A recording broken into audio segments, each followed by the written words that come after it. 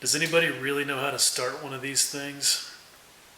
I wish I'd asked somebody before I decided to do this because, truthfully, I really have no idea what I'm supposed to say to open this video. I feel silly as it is sitting here talking to the camera, and I feel even sillier introducing myself because I think that the people who this video is intended for know that I'm Will Pattison, and they know that I had a spinal cord injury 2.5 years ago that initially left me paralyzed from the neck down. So it doesn't seem like introductions are necessary, but I guess I should assume that maybe some people might watch this who don't know who I am. It kind of reminds me of a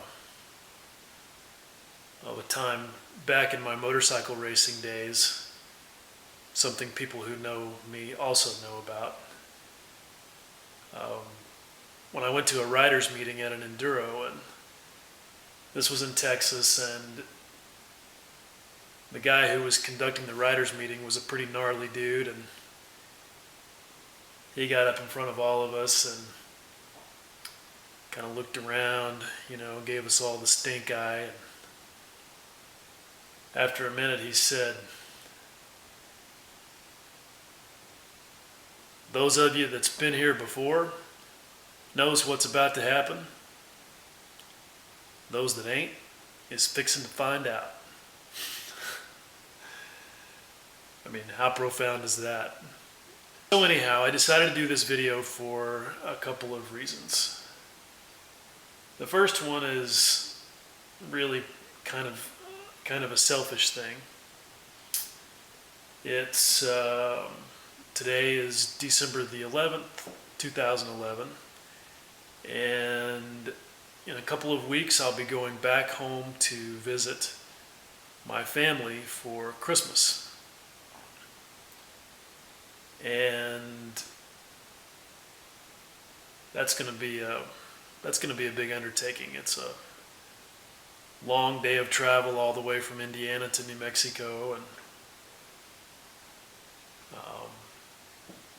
even though I'm much stronger now and much further along in my recovery from the spinal cord injury, it's going to be a beatdown. But it's also a mental issue.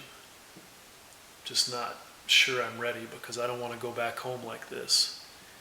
But I know that a lot of people are going to have questions, and because it takes a lot of energy to answer questions, I'm hoping that they'll watch this video before I get there and they'll have the answers to a lot of their questions, and they won't have to ask, and maybe that'll make them more comfortable too. I don't know. The other reason is that I know that there are a lot of people out there who want to know how I'm doing. There are tons of people who have encouraged me and supported me and wished me well and lent a helping hand and just done so many things that I'm grateful for.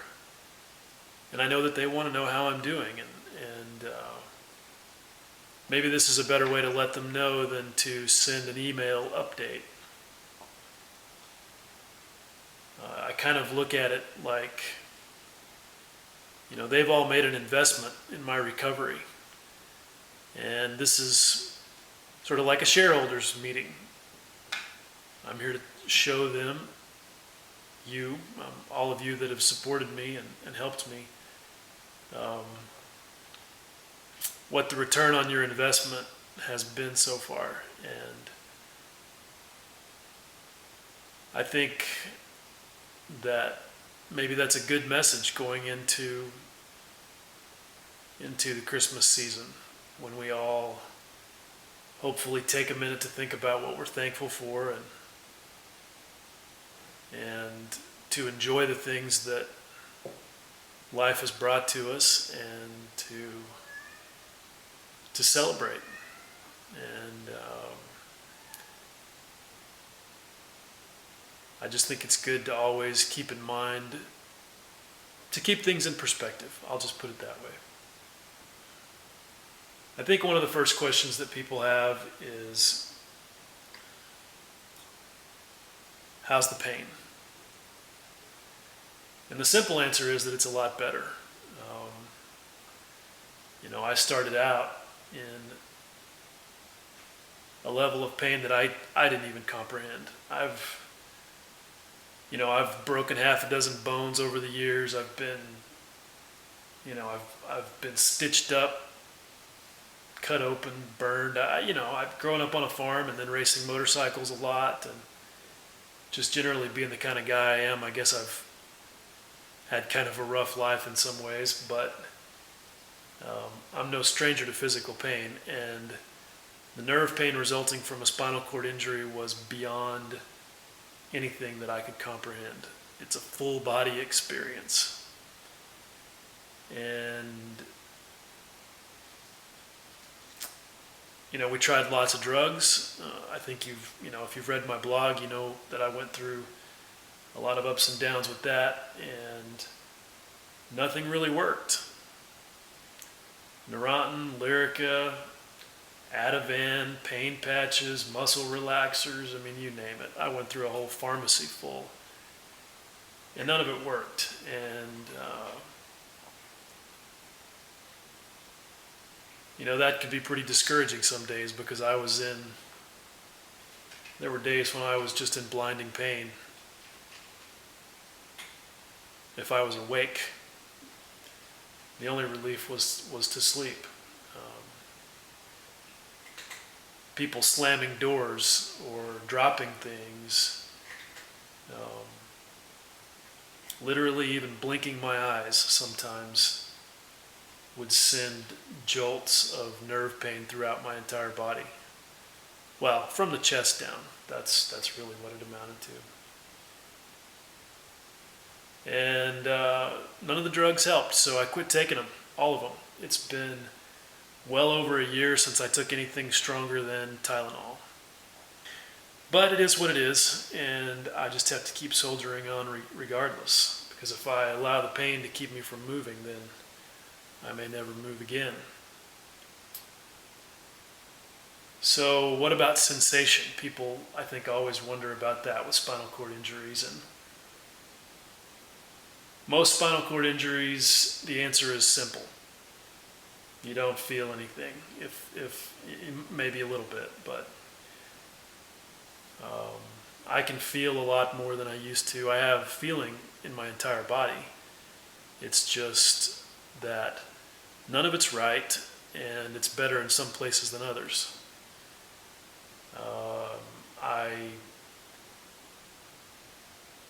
I can feel textures with my fingers, but my hands are still very numb and very, they hurt a lot. But I can feel the whiskers on my face, and they feel a lot like they're supposed to, so that gets better. Part of the problem is that as my sensation increases, so does the confusion of my nervous system. Because there's a lot of sensations that it hasn't dealt with for literally 2 years or more. And so when I get cold, my body locks up badly. It's, just imagine if you were outside in the cold and you were shivering and you got really stiff and your fingers didn't want to move, and you know what that's like. But that happens to me at 69 degrees instead of 39 degrees. And so it wreaks havoc on my ability to move. If I walk across the room and touch something cold, then walking back across the room is more difficult. And that's frustrating, but again, it is what it is, and so I just keep grinding through it. And so what I do every day, well, except for weekends, but 5 days a week, is I go to physical and occupational therapy. I go for at least an hour every day, and on some days I have 2 hours or nearly 3 hours of structured therapy. And I think grinding it out is, it's about the most accurate description, because it's like grinding. It's very slow progress. It's there, but it's very slow. I told somebody one day that it was like filing a cannonball round with a piece of sandpaper. You get there eventually, but while you're in the middle of it, all it looks like you're doing is scratching the surface. But that's what I do. I go and I work. I walk, I lift weights, I do exercises to improve my coordination, and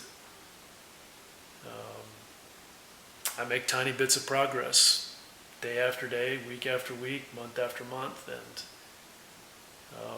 now I'm in a much better place than I was.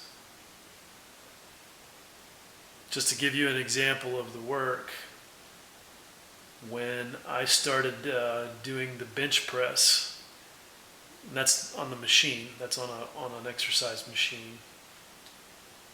I started that about a year and a half ago, last summer, and I could barely move 10 pounds, which was the lightest weight on the machine, with both of my arms. I could do it maybe 3 times, and I was completely out of breath and spent by the time I did it. By this summer, a year later, I had roughly doubled that. I could do, actually more than double, because I could do 3 sets of 8 with 20 pounds. And that was huge. And that was in May of this year. And now I can do 3 sets of 8 with 50 pounds. Doesn't sound like much when I say it out loud, but it's a huge increase. And that's how it goes. It's that way with everything. Walking has been pretty much the same way. When I first got hurt, it was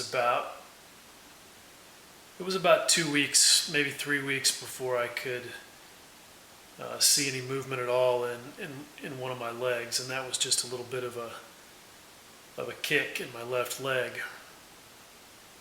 It was another 3 months before I was able to stand up on my own.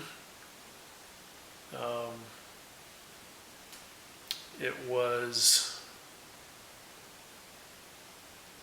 another 4 months after that before I could reliably shuffle a few steps without worrying that I was going to fall over, which meant that I could go from my wheelchair to the couch as long as I was within 3 or 4 feet.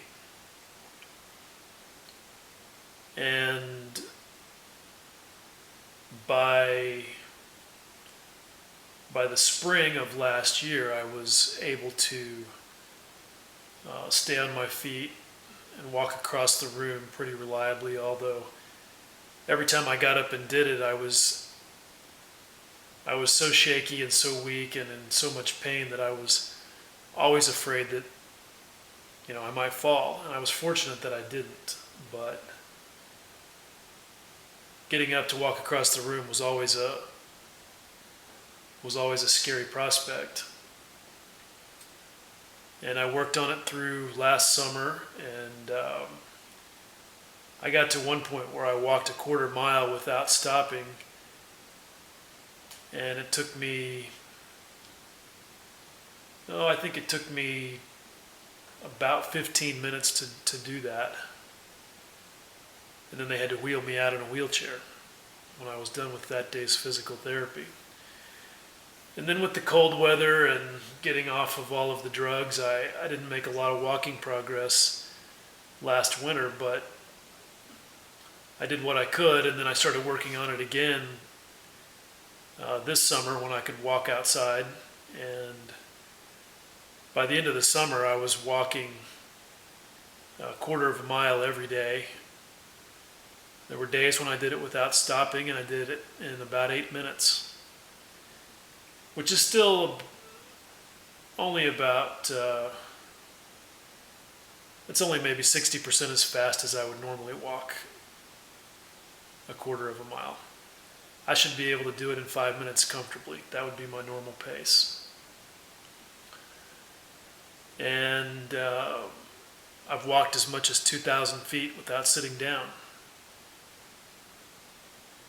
With the return of cold weather, I've suffered some in my ability to walk long distances, but I still walk about a quarter of a mile every time I go to the physical therapy center that has a track. So I'm doing what I can. I just keep working at it. I have to do what I can with what I have every single day.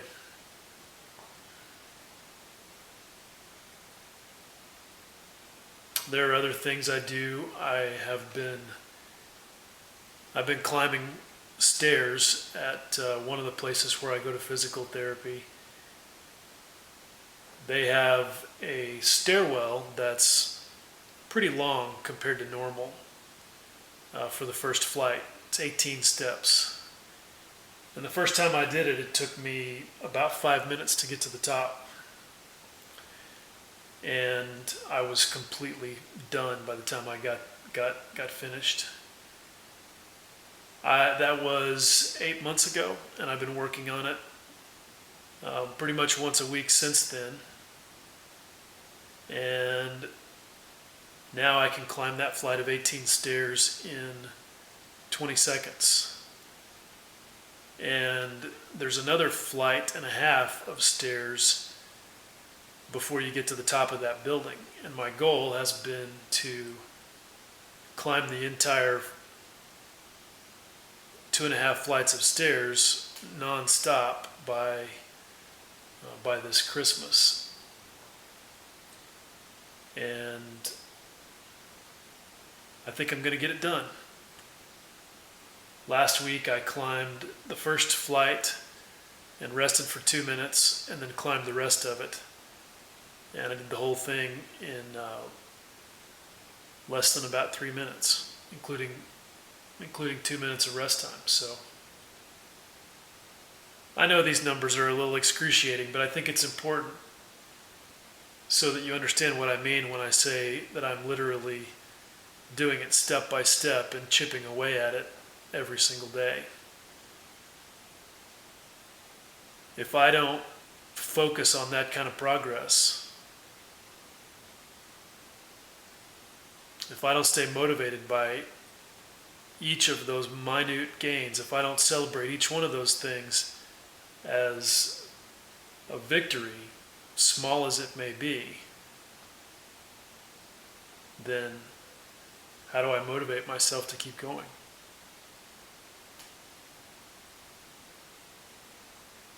It's the difference between life and death.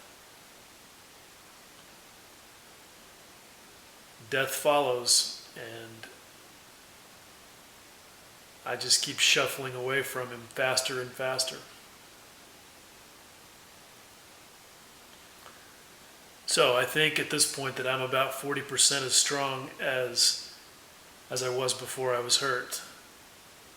And that's pretty good, because a year ago I was barely 20% as strong.